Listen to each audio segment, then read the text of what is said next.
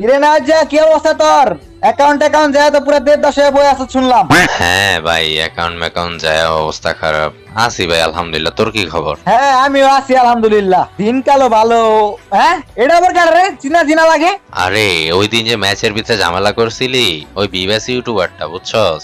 আরে বিবেশ ভাই নাকি? হ্যাঁ যে একবার বিবেশটা জায়গা মতন আমার লগে বেদবি। আমি আমার শ্বশুর আগে কইছিলাম যে ওর বিবেশটা আগে ধরবেন, একবারে দিয়ে দিছে জায়গা মতো। কত বাইরের কান্ট্রির বিবেশ টিবেশ আমি লড়াই লাইছি। আরে তো এটা তো বিড়ি ছাড়া আবার ফকুন্নি। নওয়াজা এসালার ফুসালা আজকে আবার আমার অপমানি করে দেখতো। এরে এরে তুই অপমানের আন্তরি দেখলি কি? এখন তুইও সাধারণ পাবলিক, তোর থেকে আমার দামও বেশি, কারণ আমি সোনাই পার্কি, তার বিবেশ আমার আর নাই।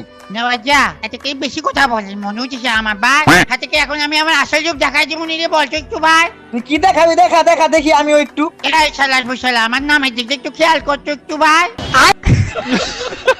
আয় হায় বাবা, বিবেশ আবার কইতে এলে রে। আমার শ্বশুর মনে হয় আমাকে একটু ভালোবাসে না। বিবেশ ভাই মাইন্ড করেন না ভাই, সরি সরি। তা তুই আমার লাগে একটা কথা বলবি না আসলা? মামা আজকে আমার অপমানিত হইলাম রে। আজকে গেরিনার মায়ের তালাক দিয়ে দিব, বিবেশ টিবেশ সব জমা দিয়ে আয় বড়